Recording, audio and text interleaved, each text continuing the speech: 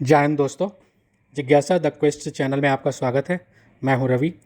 यहां हम आपको करंट अफेयर्स से संबंधित जानकारी देते हैं और यह हिंदी और इंग्लिश दोनों में उपलब्ध कराया जाता है ताकि दोनों माध्यम से तैयारी करने वाले छात्र इससे लाभान्वित हो सकें। चलिए देखते हैं आज के महत्वपूर्ण करंट अफेयर्स।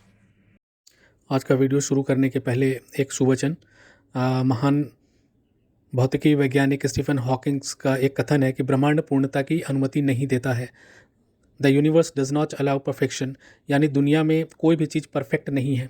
यूनिवर्स भी परफेक्ट नहीं है, इसमें भी आपको पता है एक्सपेंशन हो रहा है और कई तरह की गतिविधियां होती रहती हैं। स्टीफन हॉकिंग का भी सारा जीवन व्हीलचेयर पर कटा, जो कि न बोल सकते थे न अपने अंगों को हिला डुला सकते थे। फिर भी उन्होंने भौतिकी विज्ञान में और खासकर यूनिवर्स साइंस में बहुत अच्छे सिद्धांत दिए हैं जो कि आगे आने वाले जनरेशन्स के बहुत काम आएंगे। और उसी प्रकार जैसे उनकी विपरीत परिस्थितियाँ भी उन्हें उनके काम को रोकने में सफल ना हो पाई, उसी प्रकार हमें भी जो भी हमारे साथ गलत हुआ हो या हो रहा हो, स्थिति विपरीत हो, उसको अपने ऊपर हावी नहीं होने देना चाहिए। जो कुछ हमारे हाथ में है उसको लेकर आगे बढ़ना चाहिए और यह उम्मीद ज़रूर करनी चाहिए कि एक ना एक दिन हम सफल ज़रूर होंगे। और हमें प्रयास ज़रूर करना चाहिए कि एक बार अगर हम असफल भी रहे तो हम अपने आप से निराश ना हों कि हमने पूर्ण रूप से प्रयास नहीं किया। इसलिए कभी भी अपने मन में हीन भावना को आने ना दें कि आप में ये कमी है, बल्कि जो आपके पास है उसको ले करके आप अपना काम शुरू कर दें उस चींटी के समान, जो कि अपने से कई गुना भार को अपने ऊपर उठा करके लेकर चलती है, हार नहीं मानती कभी। चलिए शुरू करते हैं आज का वीडियो। 9 सितंबर 2021 को ब्रिक्स शिखर सम्मेलन, जो आभासीय शिखर सम्मेलन था, प्रारंभ हुआ और इसमें रूस के प्रधानमंत्री व्लादिमीर पुतिन ने कहा कि अफ़गानिस्तान के वर्तमान संकट के लिए अमेरिका और नाटो देश की सेना जिम्मेदार है।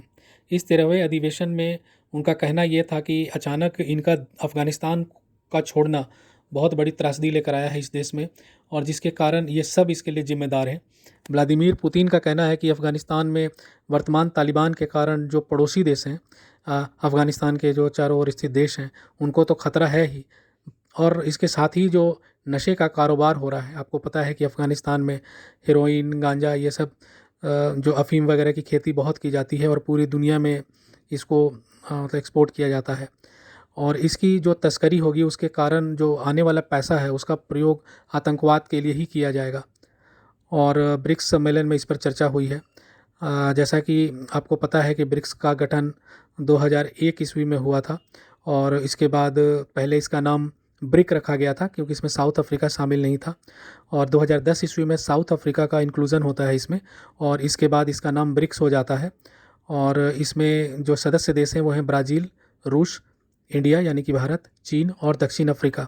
वर्तमान में ब्रिक्स का अध्यक्ष देश भारत है और इसका जो हेडक्वार्टर है यह शंघाई, चीन में है। नेक्स्ट, रूस के सुरक्षा काउंसिल के सचिव यानी secretary of security council of Russia Nikolai Patrushev की मुलाकात भारत के राष्ट्रीय सलाहकार अजीत डोभाल से हुई है और इसके साथ ही इन्होंने भारत के प्रधानमंत्री नरेंद्र मोदी एवं विदेश मंत्री एस जयशंकर से भी मुलाकात की है। और इन वार्ताओं में वर्तमान अफ़गानिस्तान समस्या पर चर्चा हुई है क्योंकि तालिबान के आने के बाद भारत में माना जा रहा है कि इसका काफ़ी बुरा प्रभाव पड़ सकता है।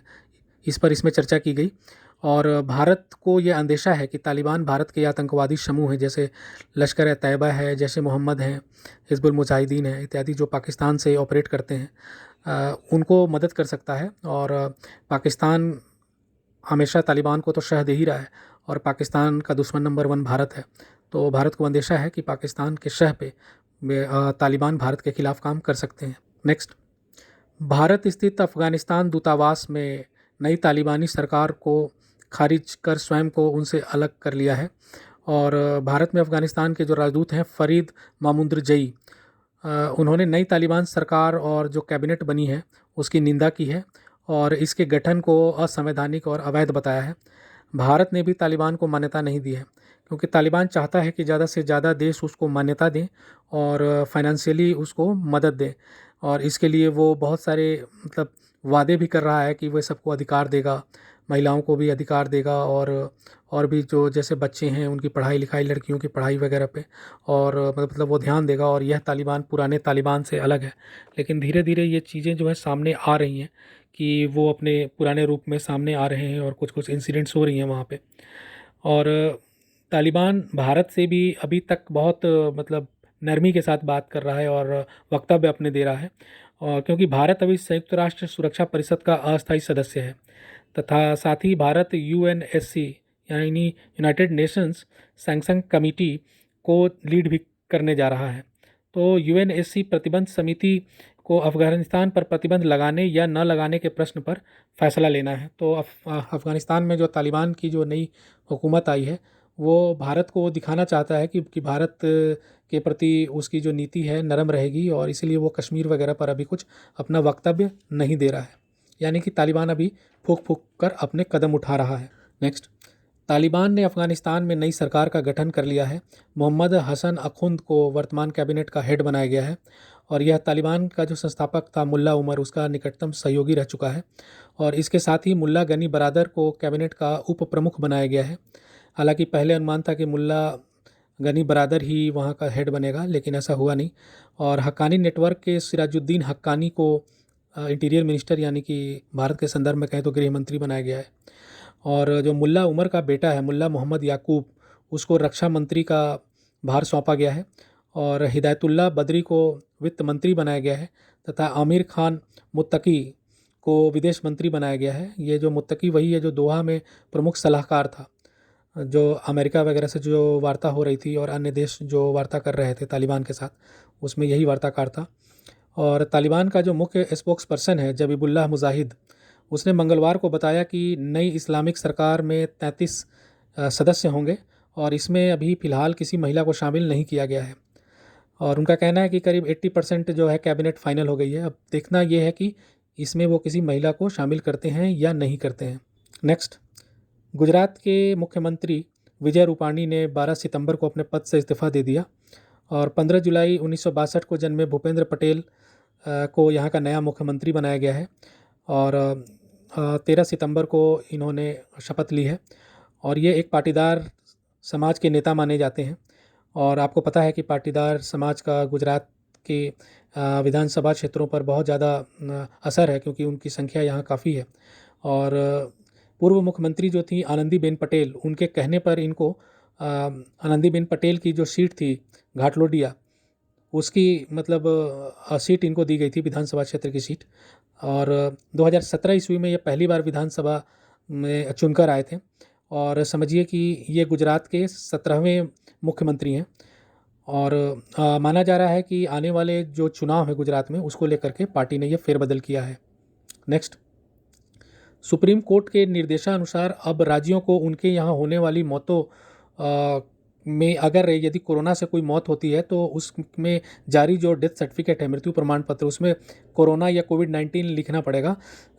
और केंद्र सरकार ने भी इसके संदर्भ में स्वास्थ्य मंत्रालय और आईसीएमआर को नई गाइडलाइन जारी कर दी है, और इसमें उन मरीजों के मौत को कोरोना से संबंधित माना जाएगा जिसमें मरीज का आरटीपीसीआर टेस्ट हो रखा हो, या मॉलिक्यूलर टेस्ट या रैपिड एंटीजन टेस्ट किया गया हो, या किसी अस्पताल ने या घर पर आए किसी सर्टिफाइड डॉक्टर ने, एमबीबीएस डॉक्टर ने यदि जांच में कोरोना संक्रमण की पुष्टि की हो तो, और उसके बाद यदि उस मरीज की मृत्यु होती है तो उसको कोरोना से मृत मरीज माना जाएगा। और इसमें सरकार ने टेस्ट कराने के 30 दिनों के अंदर होने वाली मौतों को कोरोना से संबंधित मौत मानने का फैसला किया है। और ध्यातव्य है कि अब तक भारत में लगभग 4,43,000 लोगों की मौत कोरोना से हुई है, जबकि पूरे विश्व में लगभग 45,50,000 लोगों की मौत कोरोना से मानी जा रही है। Next, the Lancet medical journal है, उसमें पत्र लिखकर 27 वैज्ञानिकों ने कुछ दिन पहले यह संभावना खारिज कर दी थी कि वुहान लैब से कोरोना वायरस लीक हुआ था, और ये भी उन्होंने खारिज किया था कि यह मानव निर्मित था। जैसा कि माना जा रहा है कि इसमें लैब में जेनेटिकली मॉडिफाइड करके मतलब उसको संक्रामक बनाया गया। यह पत्र उन्होंने 7 मार्च 2021 ईस्वी को लिखा था, लेकिन अभी हाल में द डेली टेलीग्राफ अखबार की एक खबर आई है जिसमें अखबार ने कहा है कि इसमें 27 में से 26 जो वैज्ञानिक हैं उनका संबंध किसी न किसी रूप में वुहान इंस्टीट्यूट ऑफ वायरोलॉजी से था, और इससे इस पत्र की निष्पक्षता पर अब सवाल लग गया है। गौरतलब है कि यूएसए रिपब्लिकन पार्टी के जो प्रतिनिधि और हाउस फॉरेन अफेयर्स कमेटी के सदस्य हैं जो माइक मैकॉल ने भी एक रिपोर्ट पेश कर बताया था कि कोरोना वायरस को चीन के वुहान लैब में जेनेटिकली मॉडिफाई कर इंसानों में संक्रमण करने के लायक बनाया गया है। और यह लैब से 12 सितंबर 2019 के पहले ही लीक हो चुका है। हालांकि चीन इस बात से हमेशा इनकार करता रहा है। उसका मानना है कि जो वुहान में जो वहाँ का सी फूड मार्केट है वहाँ से यह वायरस लीक हुआ है। लेकिन जिस तरह से इस वायरस की प्रकृति रही है और इसका जो विस्तार रहा है और इसका जो संक्रमण का जो मतलब प्रकृति रही है, इसका दर रहा है, उसको लेकर यह माना जा रहा है कि इसमें कुछ ना कुछ जेनेटिकली मतलब इस पे छेड़छाड़ कर करके लैब में निर्मित किया गया है इसे। दोस्तों, यह था आज का करंट संबंधी जानकारी। आपसे यह निवेदन है कि आप इस चैनल को लाइक और सब्सक्राइब जरूर करें, इससे हमारा उत्साहवर्धन होता है। और आप इसे अपने स्टडीज़ ग्रुप में, सर्कल में शेयर भी कर सकते हैं। और आप अगर हमसे कुछ कहना चाहते हैं और आप अगर हमें कुछ सुझाव दे सकते हैं तो कमेंट बॉक्स में अपने सुझाव ज़रूर दें, इसका स्वागत करेंगे हम। चलिए मिलते हैं अगले वीडियो में, तब तक के लिए नमस्कार।